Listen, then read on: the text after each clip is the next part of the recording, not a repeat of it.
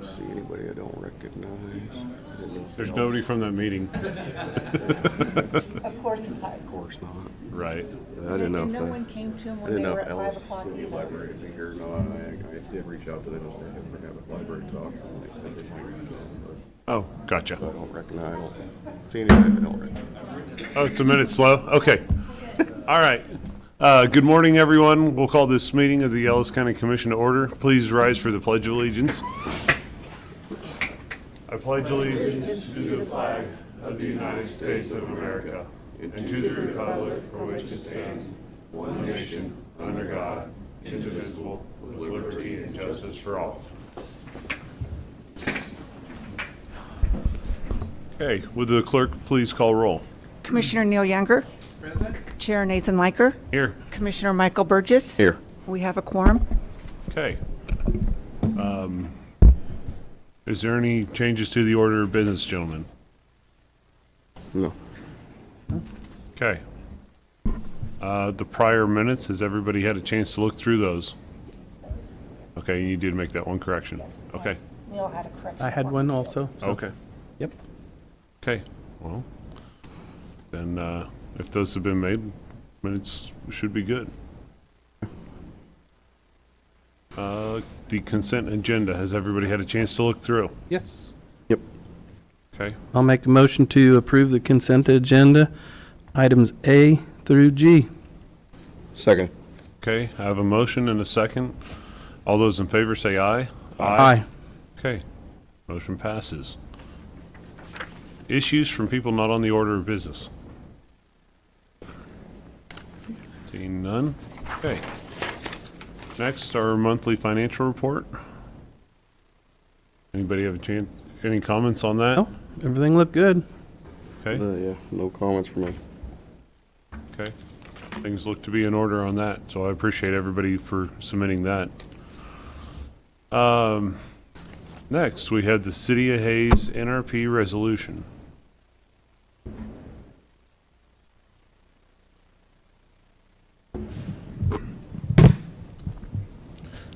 Good morning. Jared morning. Kunkelman, Management Analyst in the City Manager's Office. See if I can get these pulled up okay.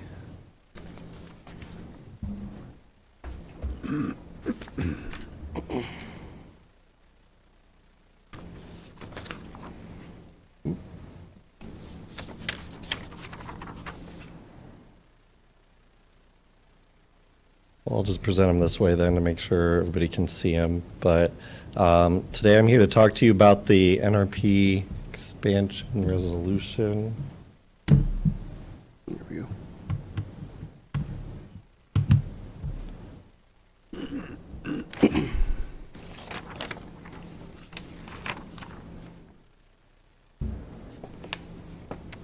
Well, I do have handouts for you all, so I will hand those out.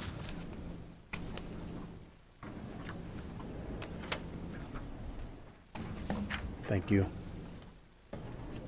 Thank you.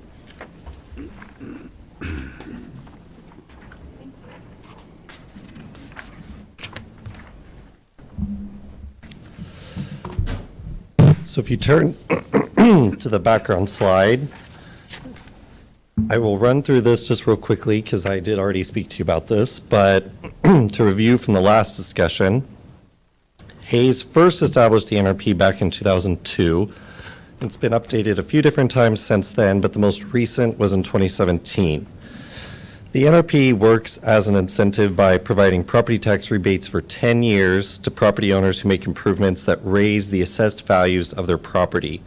The point of this is to encourage new development or the rehabilitation and redevelopment of existing properties that might not otherwise have occurred. As the NRP is currently structured, residential properties are required to make a minimum $25,000 investment to receive a 65% rebate, while commercial properties are required to invest a minimum of $50,000 for a 95% rebate. So if you turn to the next page, you'll see the maps that are on there. On the left, you can see the expansion map that was used in 2017.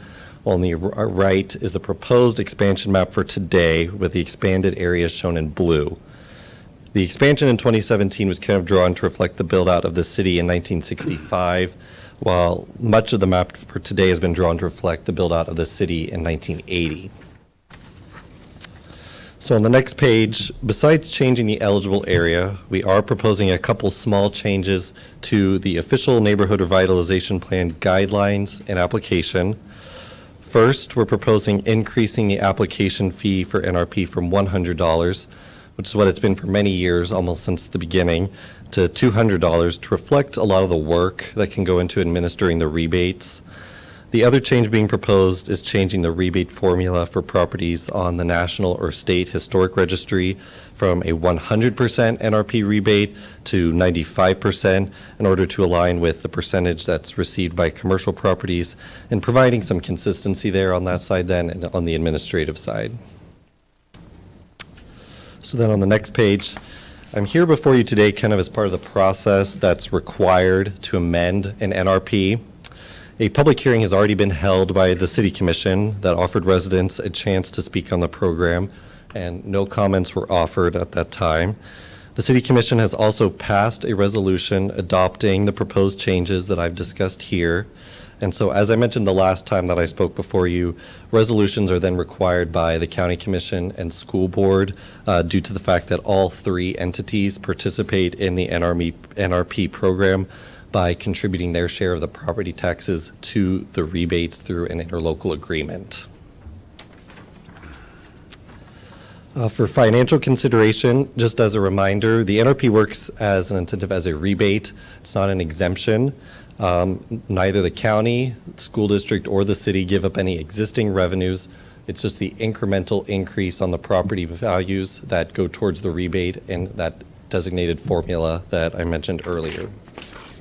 So I've come before you today to ask you to consider approving the resolution that will allow the NRP changes to be adopted, and I'll stand for any questions you might have.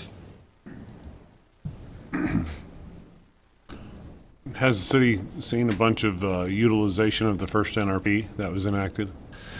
After the expansion in 2017, we saw over the past 6-7 years since that happened, 72 I think it's actually 74 by the end of 2023 properties use it, and there were only 45 from 2002 through 2017.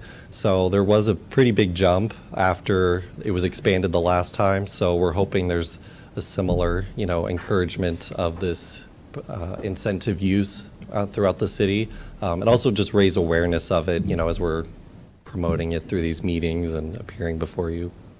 Do you have any idea how many tax dollars came back as rebates, or rebate dollars were generated through this program?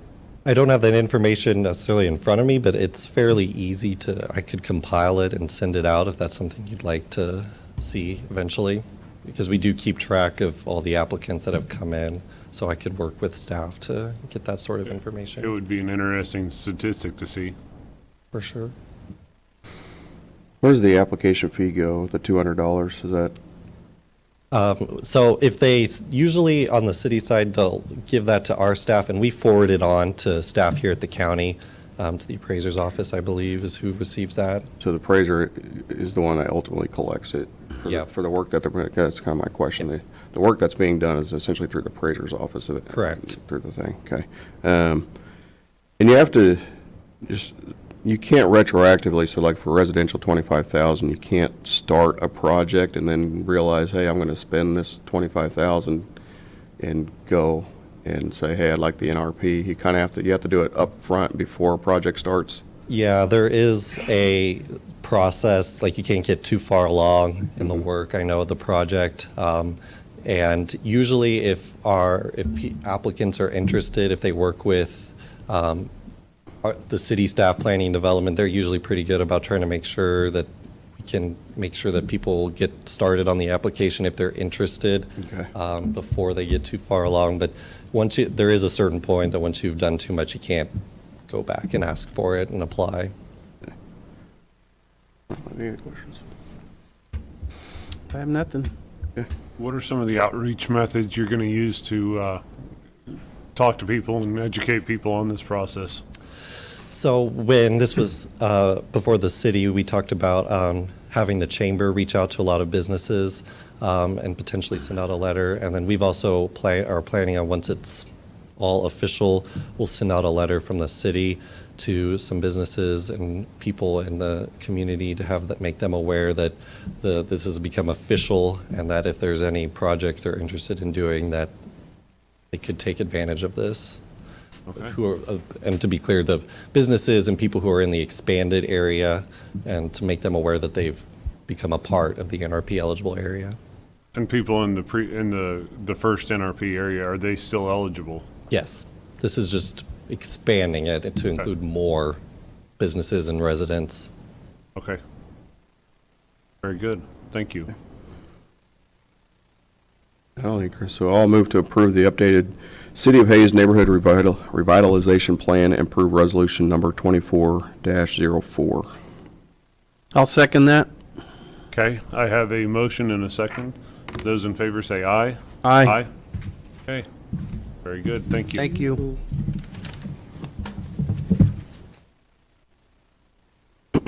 Okay. Next, we have discussion of creation of an Ellis County Library.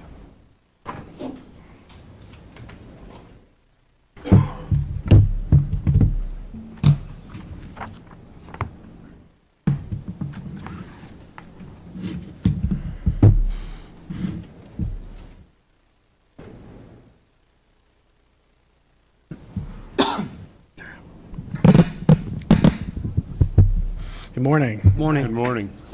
My name is Brandon Hines. I'm the director of the Hayes Public Library. Last week, our board met, and we've been working on this issue for several years. We have real concern with the regional library system and the funding that is coming out of Ellis County and the return that comes to the libraries within Ellis County and the overall value of the systems to our libraries. So last week, our board, after years of working on many ways of working on this issue, we passed a resolution to recommend the creation of the Ellis County Public Library. This is a very complicated issue, and we know we've got to work with a number of stakeholders to make this happen, but that letter was sent last week, and my presentation is going to highlight some of these issues and concerns with a little bit of education. In the 1960s, the Regional Library System Act was passed in the state of Kansas, which established 7 regional library systems.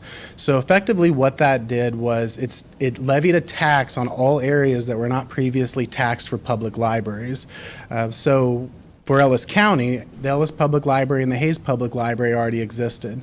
If you lived a mile outside of town, you were not taxed for libraries, yet you benefited most likely from the library services because you could go into that community and retrieve a library card. At that time, they passed this Regional Library System Act, which would levy a tax on all of those rural areas, and that tax went to the regional library system. You can see the 7 different regional library systems presented on the screen. We are a part of the Central Kansas Library System. There are 17 counties in the Central Kansas Library System. Every county and library petitioned to be a part of this in the 1960s. That's how you joined. I would say about 75% across the state joined the regional library system at that time. For the Central Kansas Library System, 16 of the 17 counties joined. So that means there are 16 counties, which is the way it is today, that are taxed for the regional library system. The only exception is Pawnee County. There's a public library in Larned, the Jordan Library, and they are members of the Central Kansas Library System, but they are not, their county is not taxed for the service. So they actually contract annually. They pay, as of this year, $7,500 a year for services from the regional library system. Again, both the Hayes Public Library and the Ellis Public Library are members of the regional library system. This is a very high-level value of the Central Kansas Library System to the public libraries. The Ellis Public Library receives automation and processing and consulting from the Regional Library System. So if you get on their computers at the library, or if you have the link to their catalog, they're the ones who maintain their catalog. It's a real service. It's a real value to that library. It's something that, you know, when you have one full-time person, you really, it's a lot of work, and they can extend this. So there's a real value to the Ellis Public Library for those services. They also received funding annually. This year, the Ellis Public Library is set to receive $12,700 from the Regional Library System. Now, the Hayes Public Library, we don't take advantage of all the services that they have to offer because we feel it's not in the best interest of our patrons. We don't want them to have to manage our system. We have many professionals in our system, and we're very good at what we do. We feel it would be a real disservice to hand that off to another entity. So we don't benefit quite as much from the automation, from the processing, and from the consulting that the smaller libraries and the regional library systems benefit from. However, we do receive funding. This year, we're going to receive $87,000 from the Regional Library System. Unfortunately, the Regional Library System has decided to reduce our funding over a period of time, and by 2027, our funding will be reduced to $57,000 a year. School districts are allowed to be members of the Regional Library System. The Victoria School District has not petitioned to ever be a part of it, so they are not a part of the Regional Library System. The Hayes School District 489 and USD 388 over in Ellis are members. So what that means is they can ask for consulting help, support on library-related matters, and then they also receive $500 a year each from the system. I spoke about how outside of city limits is taxed for the regional library system. So in this depiction of Ellis County, this blue area represents the area that is taxed for the Central Kansas Library System. There's just over $1.5 million tax in that blue area, which annually generates about $300,000 a year. Obviously, that fluctuates from year to year, but that's this year it's about $300,000. In 2024, all the funds combined that are coming back to Ellis County, we estimate it's about $103,000 that'll be returned in dollars and cents to the libraries in Ellis County. So that's about a flow of $200,000 that is leaving this county going to the regional library system. And again, the regional library system has committed to reducing funding to the Hayes Public Library over the next 3 years. The regional library system maintains this spreadsheet. They did maintain this spreadsheet. The last up-to-date version of this is a breakout of all the counties and their revenues. It's from 2020, so it's a little bit dated, but the percentages break out about the same. Ellis County, Saline County are responsible for over $300,000 of the revenue from 2020. Ellis County is actually that year the highest amount, and Saline County has surpassed Ellis County over the last couple years, but you can just see the breakdown and how much money is going out from these 17 counties from Ellis and Saline counties. And I did reach out to our county treasurer and confirm that last year and this year's numbers. In 2023, it was $293,000 in revenue was going to the regional library system, and this year it'll be about $298,000. So this graph is a compilation of the money that's going out, the revenue that's being generated for the Central Kansas Library System, that's the blue, versus the dollars that are coming back to our county. I came on as the director in 2018. This was an issue that was actually brought up to me by the Regional Library System director and the lack of equity that was in existence at the time. So we worked together to make improvements on that, and you can see the dip and the gap shortened over the next couple years. Unfortunately, the regional library system has taken a different direction with funding in the future, and that gap has gone the other direction, and it continues to widen. By 2027, we estimate that it'll be about $240,000 difference in the revenue that's being generated versus the dollars that are coming back. In 1965, when this was established, valuations were a lot different. Populations were a lot different. If you think of the counties losing population over the last 50 years, so the dynamics has changed. We're not here to identify any one person as the bad guy in all of this, but things have changed a lot over the last 50 years, and the value to us has changed over that time. Over the next 50 years, we see similar population trends. The Wichita State population studies show that our population is going to slowly, potentially increase, while a lot of the areas likely to see a reduction in population. So this gap is going to continue to widen. This is a quick graph of or a spreadsheet of about 13 years worth of data that I've collected and then projected through 2027. Over that period of time, about $4 million in revenue has been generated. We will receive back about $1 million as the library, so that's about $3 million that is, again, going to the regional library system to support the system and libraries across the 17 counties.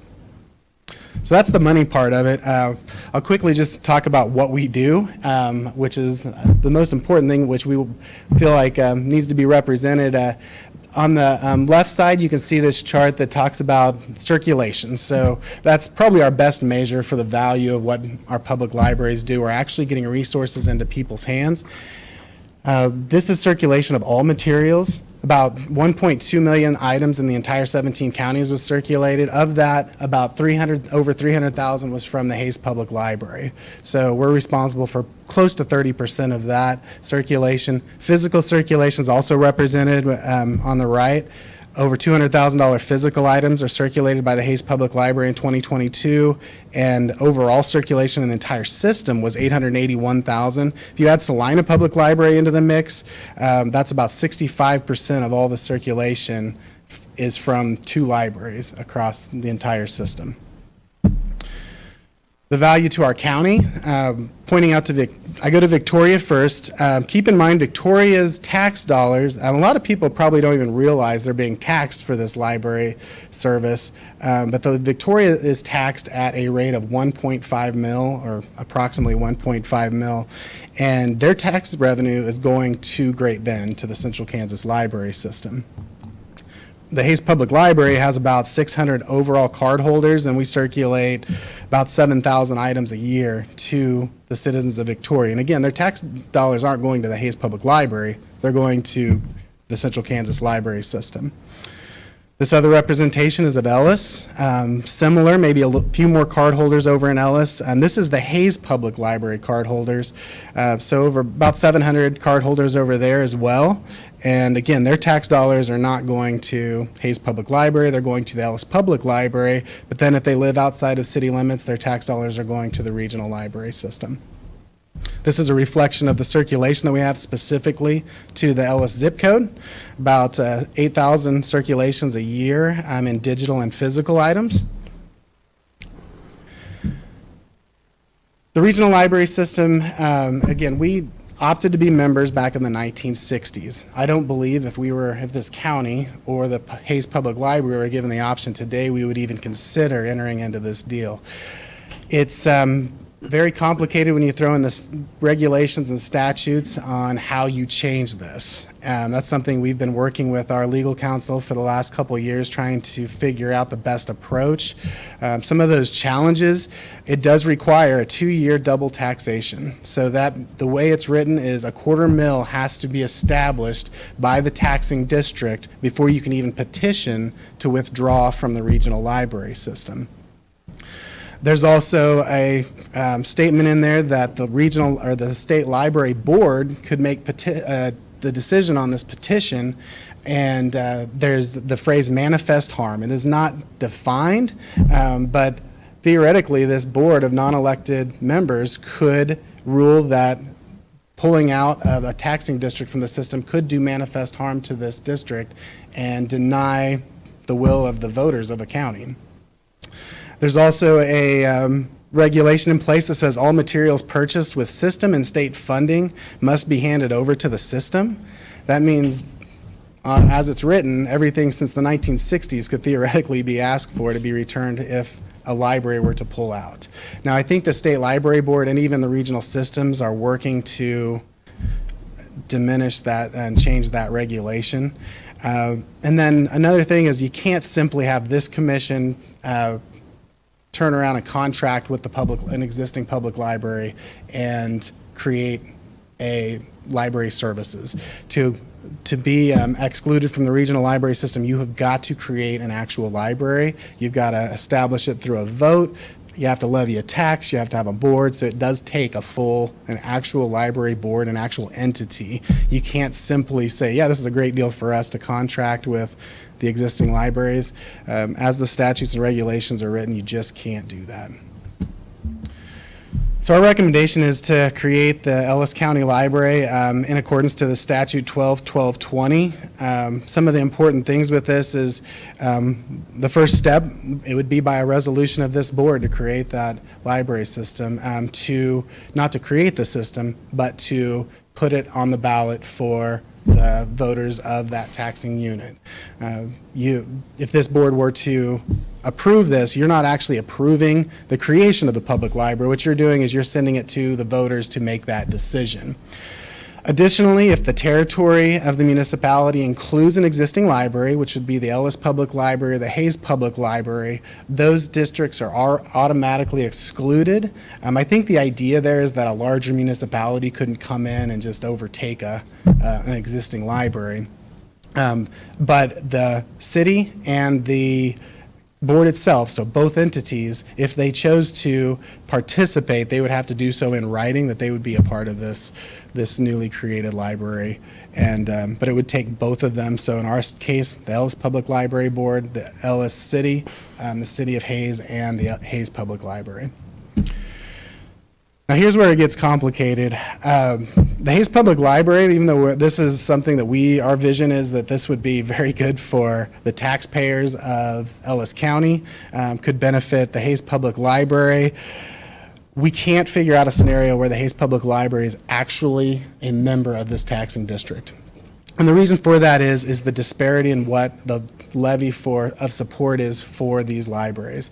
So in Hayes, the general fund there's a $6 million general fund for the Hayes Public Library, and in the county, there's a $1.5 million general fund. There's no way for us to go to the county and ask taxpayers to increase their tax rate from $1.5 million to $6 million. Nobody would support that. Additionally, if we lowered our mill rate from 6 to 1.5, it would cut our revenue by 75%. There's no way we could actually function and operate the library that we do operate. So the Hayes Public Library just couldn't be a part of this as a taxing district, or the city of Hayes. However, we would recommend contracting, because effectively you still have to offer the services. And what's happening now is the Hayes Public Library already is offering the services. We are serving the rural Ellis County area. We are serving Victoria, and we'd absolutely continue to do that. But we would be the ones responsible, because if this library was created, you would be responsible for still providing library services. One scenario that we feel, this is the area we feel is optimal for our county, would be for the city of Ellis to opt in as a member of this county. And the reason we feel this way is the tax difference that I just explained with Hayes Public Library. It's a little different with Ellis. So the Ellis Public Library only levies a $4 million tax for their library. And with that, the taxing district of Ellis has a much smaller valuation than the taxing district of Hayes. So it doesn't generate nearly as much. So we figure a mill over there to support the public library is about $16,000. And we also feel that the optics of having a public library, a physical library over in Ellis the building, I think that helps people understand this and understand the service and where to go to get library services. If Ellis were to opt in, we feel that they could lower their tax rate over there by, they have a $4 million tax, but they also have a $0.75 million revenue that is within their general fund. We feel like the city over there could lower their mill rate by about $5 million, $4.75 million. with that, we think we can't say what this mill rate would be in the future, and this is for all the stakeholders and really the county and the county library board eventually to make these determinations, but we feel we could lower the county tax as well, from 1.5 to maybe 1.25, whatever that might be. But we think everybody in this entire county outside the city limits of Hayes could see a reduction in taxes. At the same time, the revenue would go up for the actual libraries. So an increased funding for libraries, or the tax dollars stay local, and we can see tax rates fall for the entire county. I do have a projected breakdown of how that might possibly work. Again, this would take stakeholders, the school districts, the libraries, the board. This is projecting out a long ways, but the reason I think this is important is because, again, we could lower taxes, we could increase funding for our libraries, and then we could also keep our local tax dollars local. Now, if the Ellis Public Library chooses not to participate and the City of Ellis choose not to participate, kind of went over that already, then they don't have to. We can't control what they do. I fully believe that that's in their best interest to do that. I think it'll benefit their community and their library, but I can't control that. If they do not participate, then we would be talking about a county library that would represent everything outside the city limits of Hayes and the city limits of Ellis. And with that, you're talking about less individuals voting on this, but we do feel that we could, again, lower taxes, and then the money would stay local, and that board would still work with the existing public libraries and schools to create, to provide library services in Ellis County. And then the last thing, this is a vision that has to be created with all the stakeholders, but we love the optics, the idea that the resources that are put into libraries in Ellis County, we can extend the access to those resources. The idea that potentially the school districts would receive more money, each of the libraries would receive more money, and then those resources, if we work together, we could share those resources in a way that just isn't happening now. If, my vision is a student in Victoria goes to their school library and asks for a library book. Well, we don't have it, but the Ellis Public Library does. If we were all in the same system, on the same consortium, we could get that to them. We like this idea of, my staff calls it the one card Ellis County, and work together to make sure that we get more use out of the resources that we're already buying, and then save money on some of the services.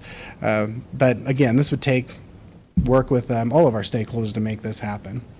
So in closing, our request, the accompanying letter, asks that you consider the creation of an Ellis County Library. We know it's very complicated, it's going to take a lot of work, but we ultimately feel that it is in the best interest of the citizens of our county, of our communities, and of our public libraries.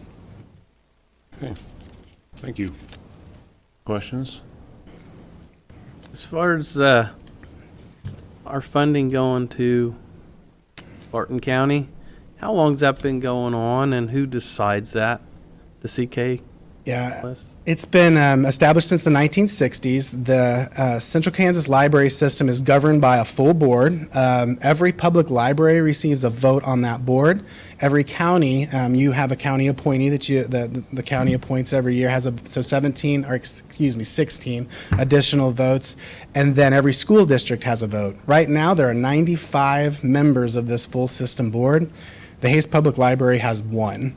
So the Hayes Public Library and the Salina Public Library have 2 votes out of 95.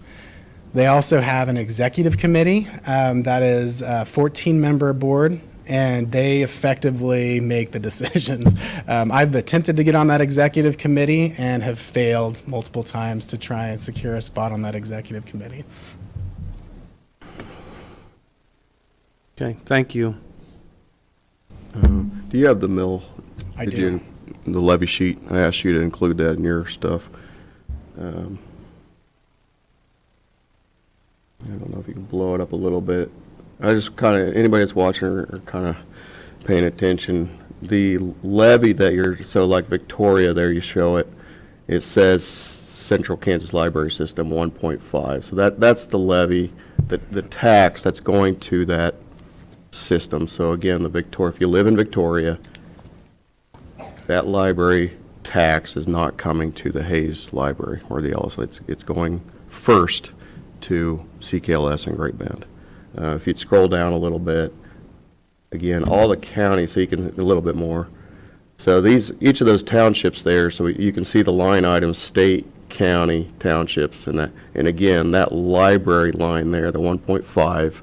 So everybody that lives in those, the rural areas, the county areas, the true county areas of Ellis, that 1.5 is going to Great Bend for all intents and purposes first, and then they're supposed to allocate it back to our libraries for the services.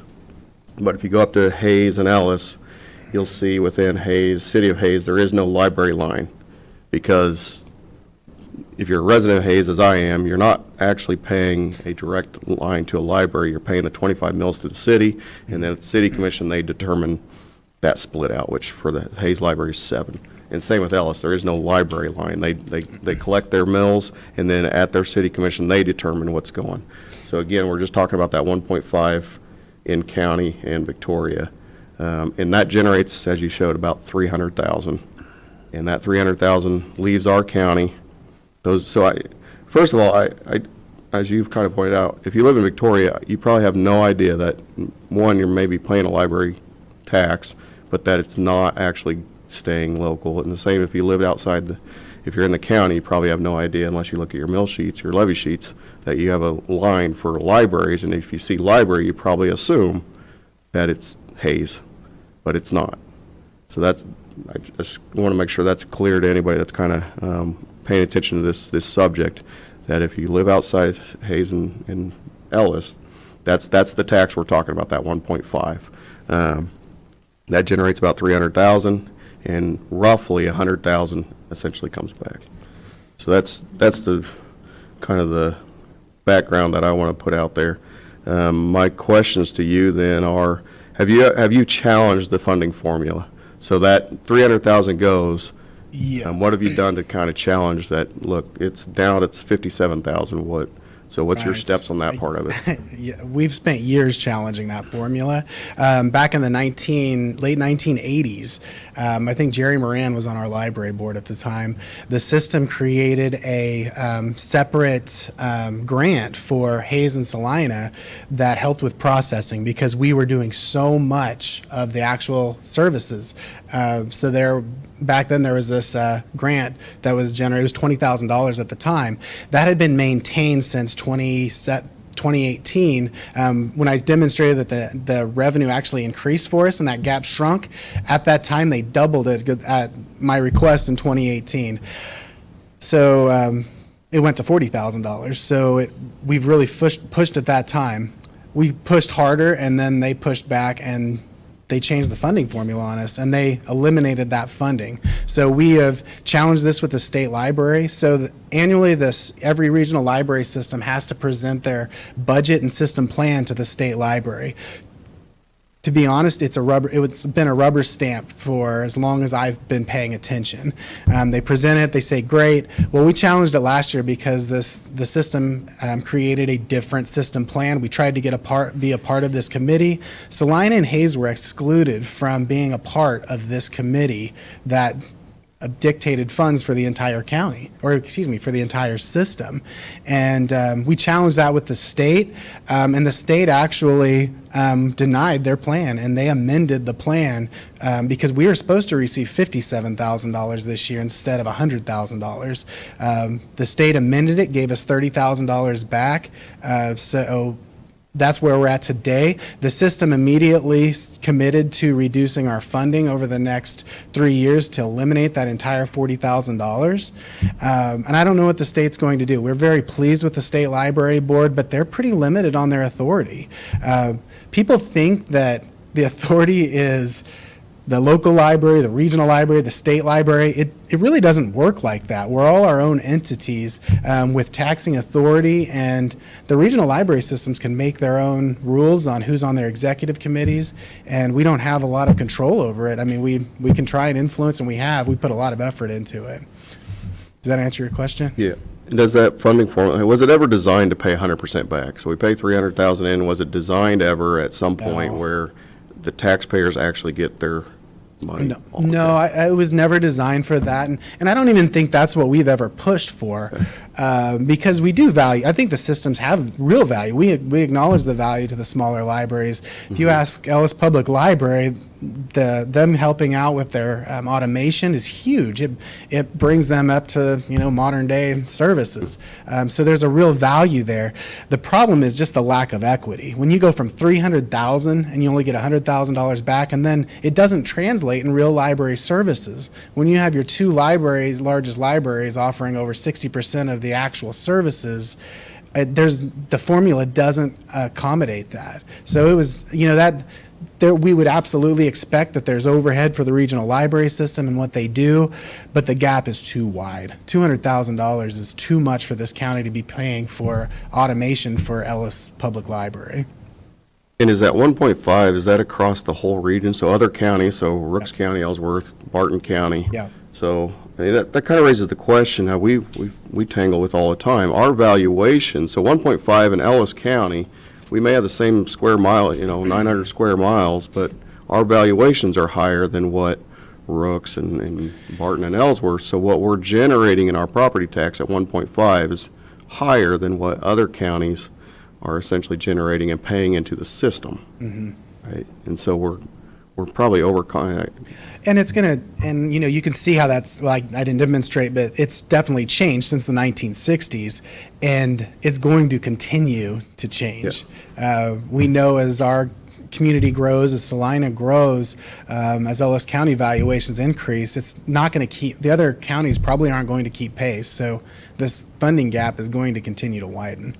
So that leads to the essential question that we're mulling here then is allowing our taxpayer that 1.5, if that's a fair, first of all, if that's a fair amount to be paying for library systems, and if it is it fair that it's going to a central system, or would it be better spent here with those valuations going up in our county versus other counties, and we're continuing to pay more? Do we want to see that allocated differently? So that gets to the double taxation question. And we have the letter from the state librarian kind of, again, confirming that we would have to establish a quarter mill as soon as 2025. So as we get into our budgeting cycle, we'd have to establish it for 2025 and then 2026.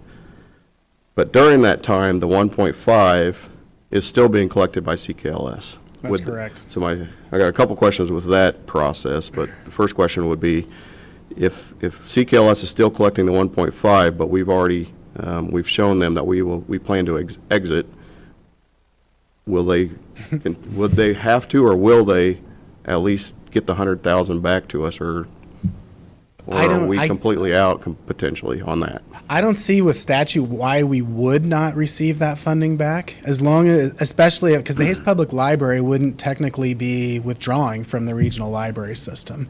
I don't see why we wouldn't. Now, I can't speak to how that board's going to respond. I don't have any control over that board. But I would think, and obviously we would contest this, but I would think there's no reason why we wouldn't continue to receive our funding, the libraries, over the next 2 years. Kind of lost my thought on that, but so if we don't, so the quarter mill then that we have to the county would have to establish. I got to backtrack on my thought process there. Assuming it goes to vote and passes then, and we establish that for 2 years, so likely the funding, they should not cut the funding off because we're still paying it into that and they should pay it back. But wouldn't that trigger an exit from CKLS immediately, or not? Or I don't can that know. exit not happen until 2 years have passed? I don't think it would. There's a difference between a library exiting and a taxing district exiting, and there are regulations and statutes that dictate how that happen. The Hayes Public Library's stance is we wouldn't petition to exit the system.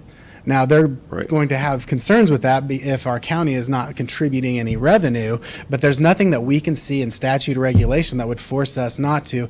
And furthermore, during these discussions with the regional library system, they've contended many times that county lines do not matter in the discussion of funding, system funding. So if they hold true to that, technically, we think we should still get funding beyond the next couple years. I don't know if that's actually going to happen, but yeah.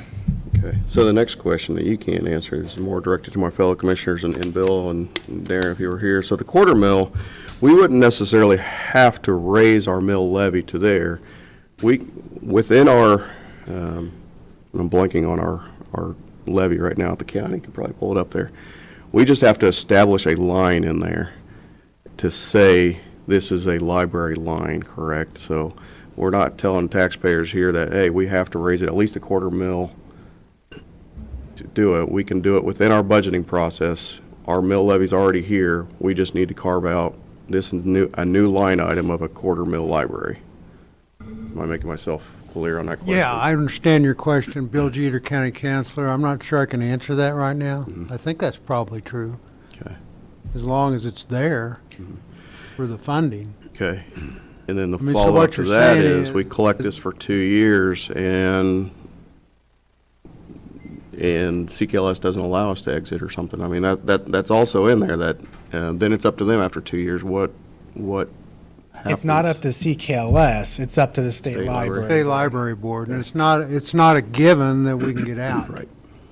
I think historically, the districts that have, taxing districts that have gotten out haven't had any issue with that. But I'm not sure there's been any contested before either. And we don't have any control over what CKL what position they may take. Because they may argue it's a significant material change for them, and particularly if Salina would happen to do the same thing. And that'd be a big whammy for them. I mean, they're losing 2/3 of their funding. You know, on that quarter mil, and I think you can answer this part of it too, that quarter mil levy that the county, again, it would not be a levy to cross the county, it would only be levied within the county. So it wouldn't generate, so our mill to average about 500,000, so you'd like, oh, a quarter mil, that's, can't do my math, man, 125,000, but it actually wouldn't generate that because it would only be applied to the residents within the county property. You'd carve out the valuation of the city limits of Hayes and the city limits of Ellis. So when you pull that out, it reduces that. Our estimates, probably for 23 numbers, would be a quarter mil would be around $65,000. Okay. That's, I think, within our budget, we don't have to raise the mill to be able to generate 65,000. We can do it within that general fund and just say, here's what we're going to designate for library.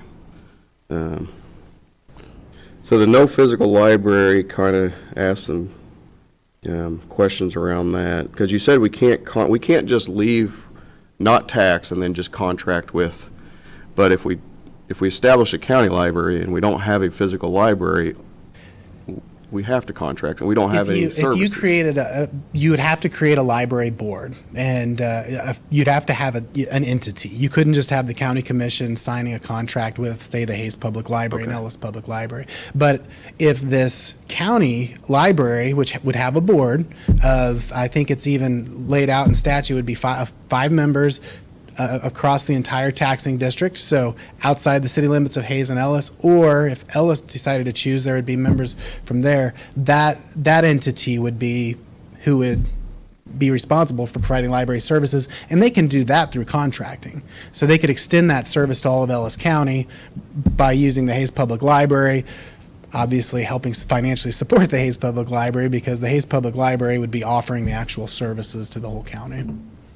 And that board would be creating its own taxing entity at that point. The county can establish it through vote. Right. And then we appoint the board, but the board then, in the future, would establish what the library levy is for the Correct. county. Correct. Okay. So they would be just like the public library boards now, just like the regional library system, and they would have they would pass an annual budget and pass that on. So when you say it's a line in the county, it's kind of like with the city. You don't see, when you pointed out earlier, you don't see the Hayes Public Library within the city. It's a part of that overall 25 mil in Hayes.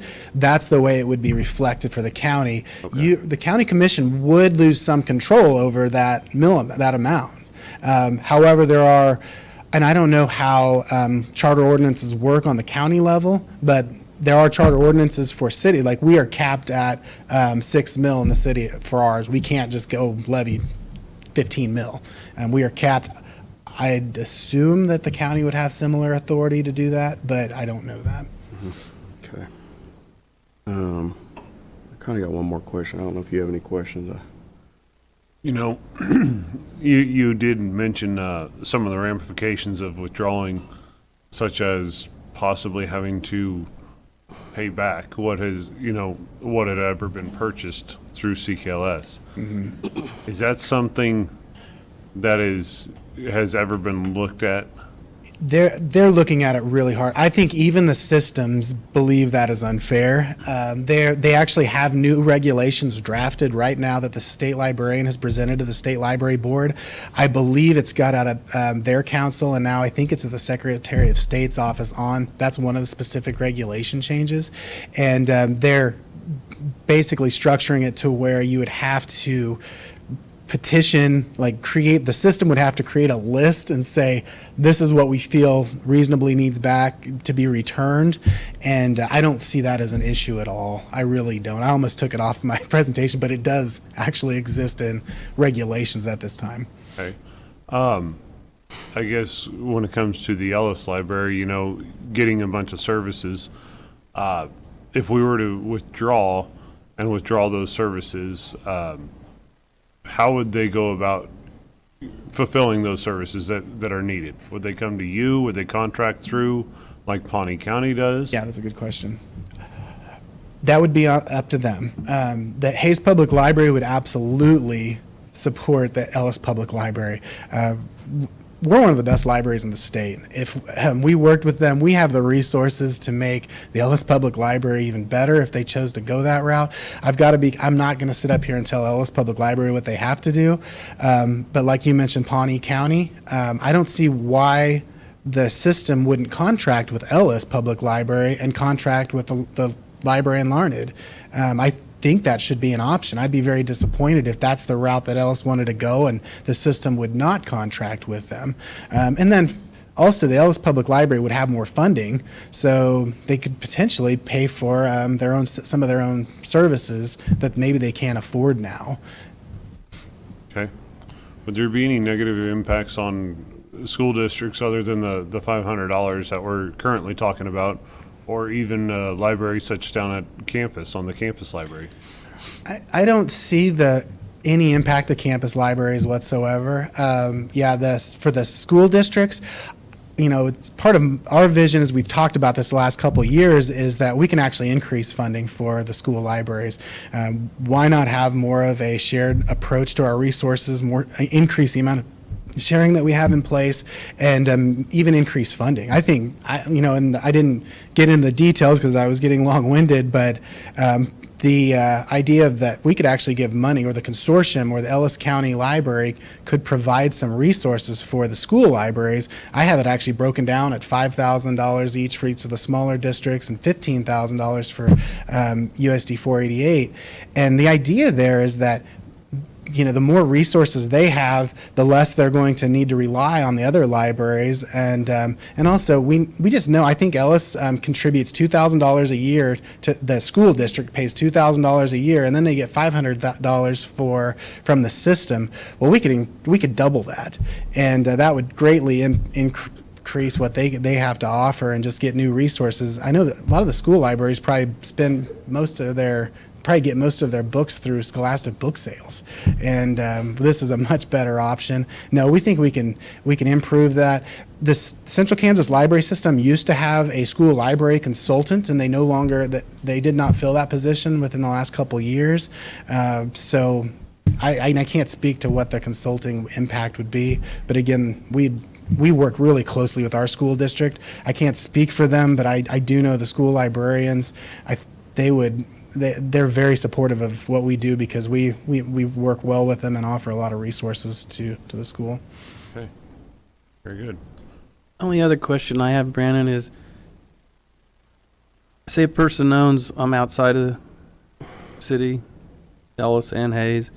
If you own property throughout, is some of that money going to Barton County with each parcel? Absolutely. Okay.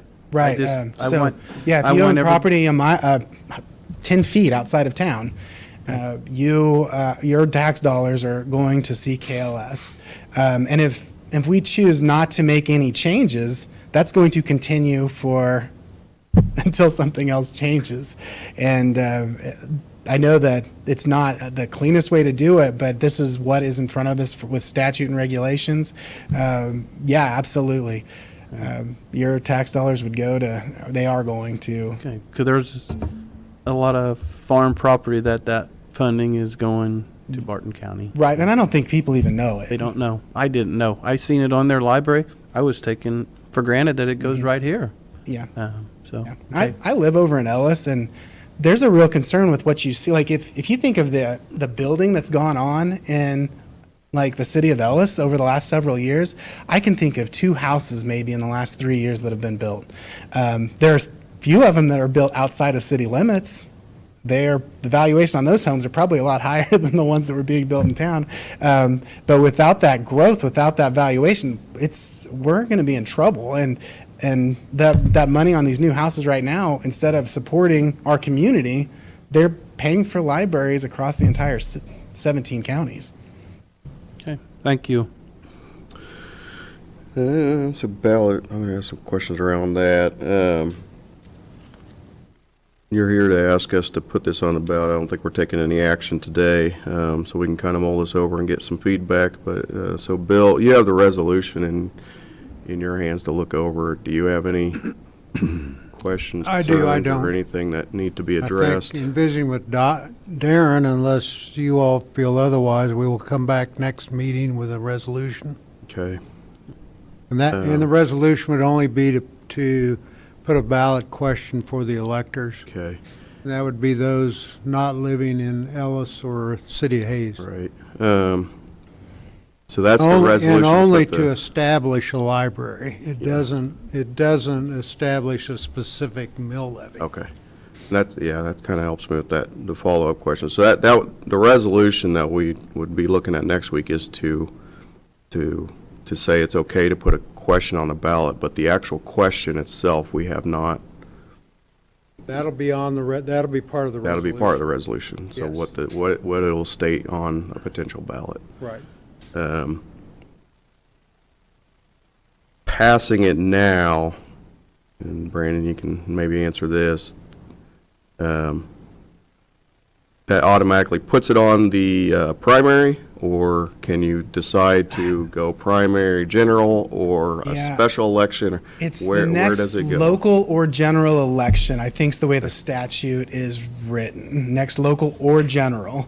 So I don't know what your interpretation of that is. I think ours would be just the next election, which should be the August election, the primary.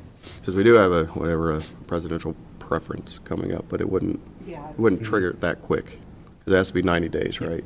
Yeah, I would. To have a question to put on a ballot? Thank you. Right. Bobby Dreiling, County Clerk. I would need at least 70-day leeway to have the question to me to get it on my ballot, just because it's a primary this year, and we have to take in consideration our UOCAVA voters, and I have to get a ballot out really early before an election. So that would be my only requirement of getting it that early, the question. Thank you, Bobby.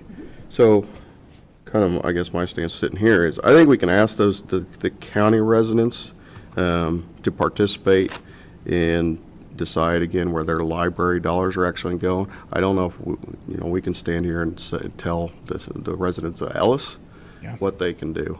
They have to kind of make that decision on their own on whether they want to be a part of the county library system and give up to CKLS, or continue to be their own and have the city fund it.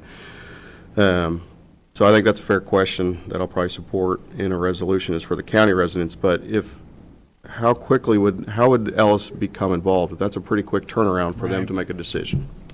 Right. I think that's, if this is acted on, I think the statute says in writing, the city and the library board would have to, in writing, opt to be a part of this. And with that, that means they need to communicate that to our clerk here in the next couple Within months. that window of the 70 days or whatever. So even if, so potentially if we passed a resolution, they haven't made a decision, but by the time, within that window, if they come back and say, yes, we'd like to participate, then they can. Right, as long as I have it so that when I'm ordering ballots, the city of Ellis Okay. voters are included in that count. Okay. So that's the only reason I would need it for that. Okay, So I would have enough ballots I and mean, included on that. I would you know, say 'cause- May. okay. I'd say by May, they're going to have to communicate that. And I think that's a fair time. I was just worried about we passed a resolution and they need to know by next week. And that would be unfair to them to make a Right. decision. Because I do believe, you have it, it's in the agenda. You have met with the city of Ellis, their Correct. council, and you have met with the Ellis City Library Board. Yes. And they have communicated back and forth with you a little bit. I think they plan on having a joint meeting or continuing to have these The last I've conversations. heard from the Ellis Public Library Chair is that they were excited about a joint meeting with the city. This is complicated stuff, and every time we talk to a group, it's the first time they really hear like how this works, the structure of it all. So yeah, we want to give them a little bit of time to digest.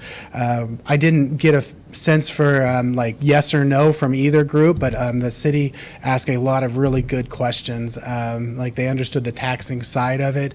Not as much of a response at the meeting for the public library board, but yeah, it's their decision. I definitely, as a citizen of Ellis and as the representative for the Hayes Public Library, I feel there's a direction they would be best, but I also respect that it's their decision to make these decisions. Okay. Well, I think this is probably one of the best things we can do for the public is to inform them of the current problem that we're facing and give them the chance to vote on it and determine the outcome. So I look forward to visiting with them, and then I appreciate you coming today, and we'll see you back next week. All right. Thank you. Great. I will say that too. Educate, educate, educate, because like I say, it gets confusing and, yeah. Yeah. Thank you. Thank you. Thank you, Brandon. Okay. Next, we have a 2025 grant application for the Ellis County Health Department. Good morning, Kim Rill, Ellis County Health Director. Morning. This morning, I'm just coming to you asking for permission to submit an application for the 3 grants that have been our, I guess, stability rocks, if you will. We have the Immunization Action Plan, which is one of the smallest grants that we have. It's at $3410 every single year that we apply. The Public Health Emergency Preparedness Grant, FEP is what we call it. It literally does, it helps us to prepare for emergencies, tornadoes, fires, things of that nature. And then the state formula kind of encompasses a lot, where it does chronic disease prevention, maternal child health, clinical treatments, communicable disease control. Last week, we found out that this could be potentially impacted by 7,000, either greater or less, depending on how the state votes on it. There's some discussion with the state on the funding specifically coming to this grant. So with your permission and approval, we will again apply for these grants. And as a reminder, at the health department, we run off of 3 different years. So these grants will run from July 1 of this year through the end of June. And then we also have the WIC grant, which is on its own calendar year, and that'll run from October 1 through the end of September. And then we have our basic fiscal year that runs January through December. So it gets a little bit complicated and confusing when we're dealing with grants, but these are our 3 staples that we typically are granted each year. And with approval of these, it all goes directly into the salaries of our employees, so it'll reduce that down by approximately 20%. Okay. Any questions? Not on this one. I have none. Okay. I'm I have none either. So I appreciate the hard work that you Yeah, put into getting these it's- grants. Yep. Everything helps, Kim. Yeah, Thank and these you. are only 3 grants that we run off of. Keep in mind, we have the Workforce Development Grant. You guys already approved that for 4 years. That's $93,000. And then the WIC grant, we'll apply for that again closer to the fall, and that runs anywhere from $135,000 to $140,000 each year for us. So, Excellent. okay, thank you. Thank you. I move to approve the update 2025 grant application for the Ellis County Health Department offered through KDHE. Second. Okay, I have a motion and a second. All those in favor say aye. Aye. Okay, passes.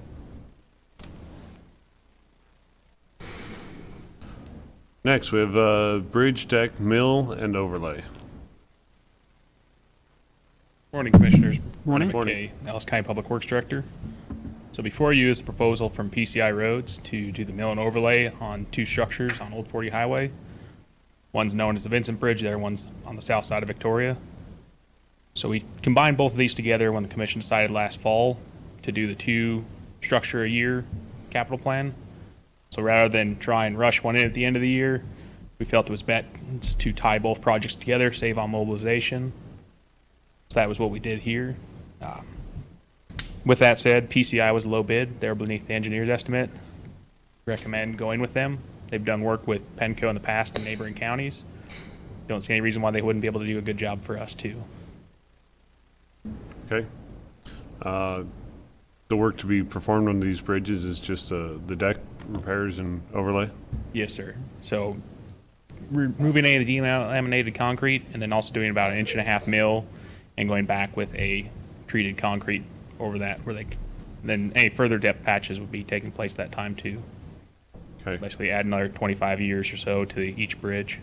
Okay, will that smooth the ride on the approach and, That's also one of the things we're doing. We included in this, it's mill and overlay, but also repairing the approach slabs. okay. That's Okay. been a long time coming. Well, we had done the one fix on the one by Vincent Road, Yeah. and that's helped out tremendously. But when you have concrete that's been in place for a very, very long time without expansion joints poured into it, it causes things to move. That's why if you look at that road closely, most people don't, you'll see all the different color patches from where the county's had heaves and depressions that have formed, and just without expansion joints being poured in there, concrete does move. Oh, yeah. Brennan, how about the substructure on these bridges? Is that all okay?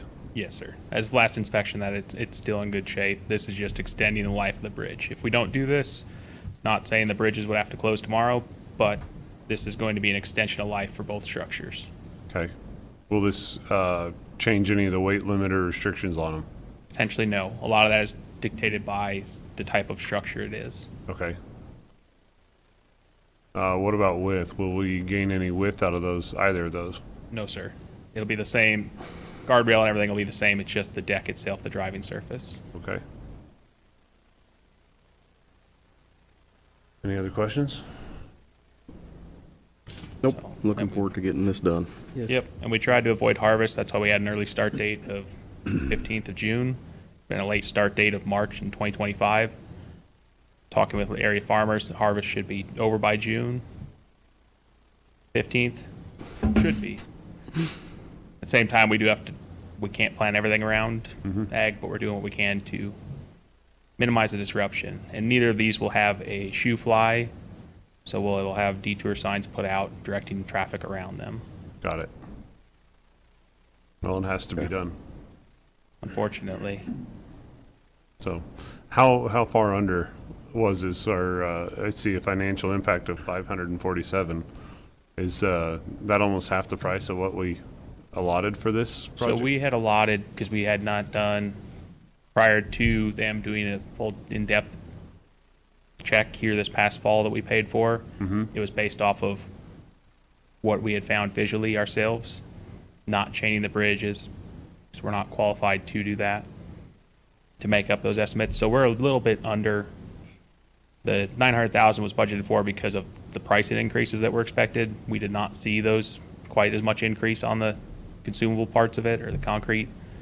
So they're a little higher there, and the one bridge was actually a bit better than was originally expected. Sorry, been a long day. Gotcha. But it still needs to be done if we want to keep these only bridges around. We 9:30. want to keep traffic on it. Okay. So and we'll still have another bill coming for the construction inspection, plus the 25,000, I believe it was, for the design work of them. So total will be 150, 200,000 under that estimated amount, but I would rather have more called for in case we had found more things wrong with them than Understood. being under and asking for additional funding. Understood. Okay. Well, thank you. Well, I'll go ahead and move to approve PO number 7814 for the Bridge Deck Mill and Overlay from PCI Road LLC for the Bridge Deck rehabilitation of FAS 690 and FAS 700. I'll second that. I have a motion and a second. All those in favor say aye. Aye. Okay, motion carries. Thank you very much. Okay, Thank before you. you leave, Brandon, how's everything else going in the county, roads, all that? Dusty one dry. Okay. We're working on them. So right now we have a lot of staff working up on Saline River Road.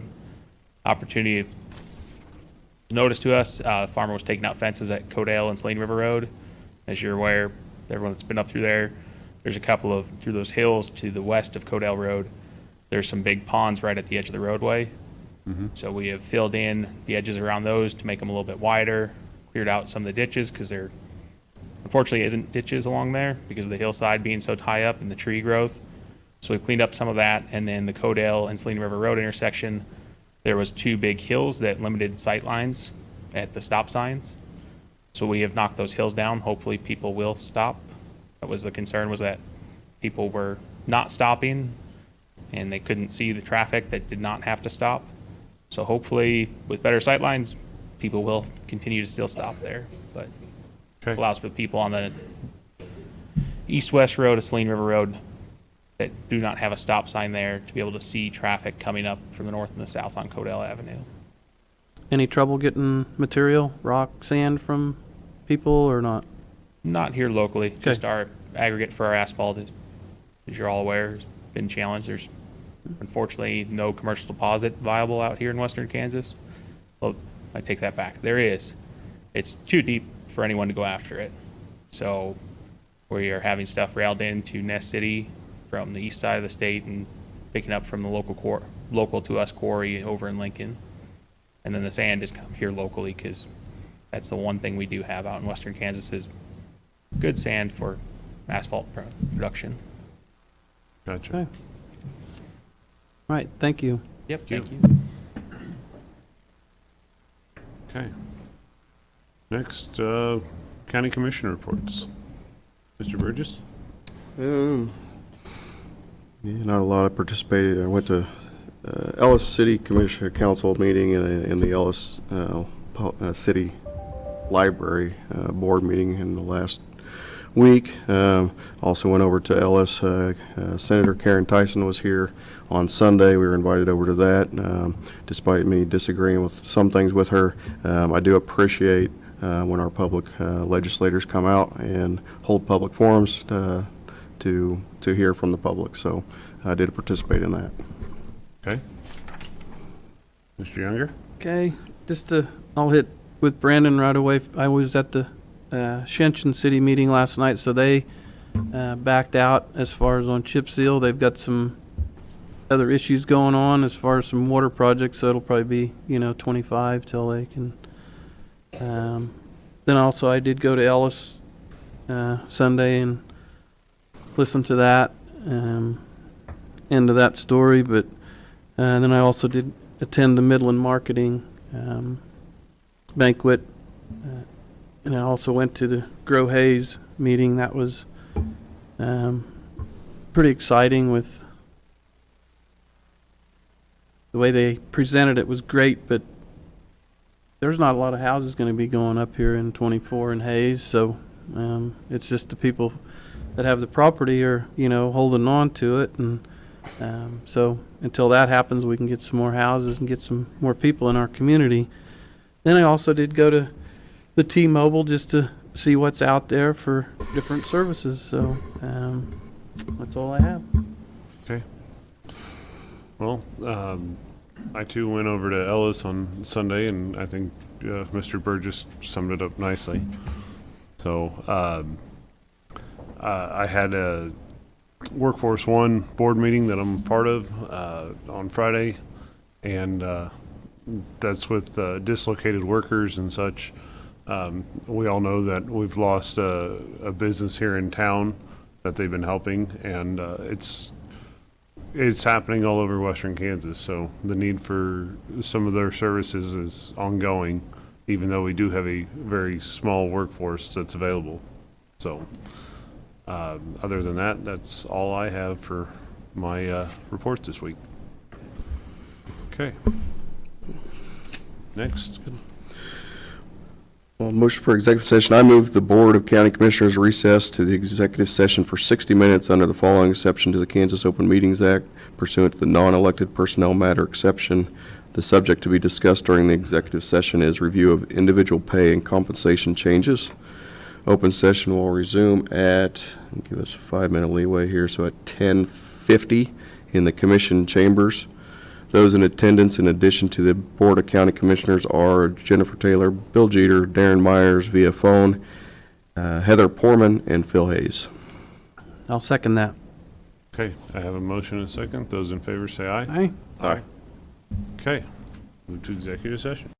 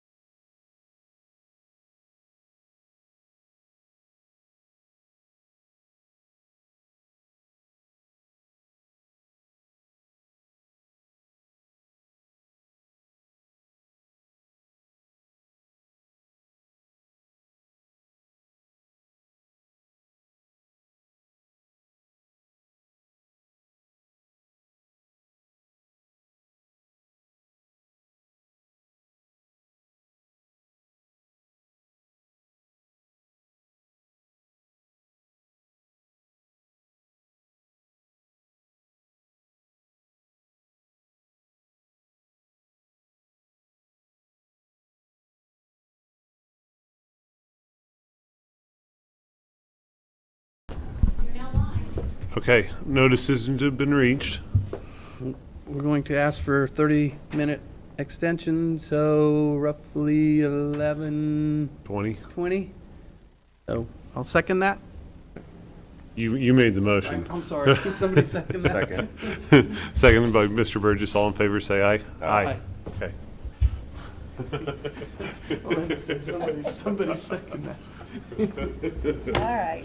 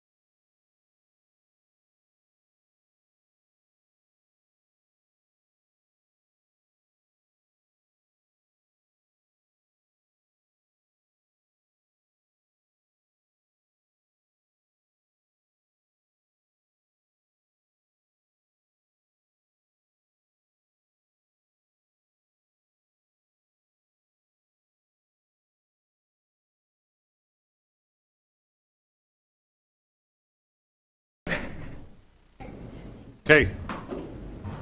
No decisions have been reached. We will be adjourning at 11:23.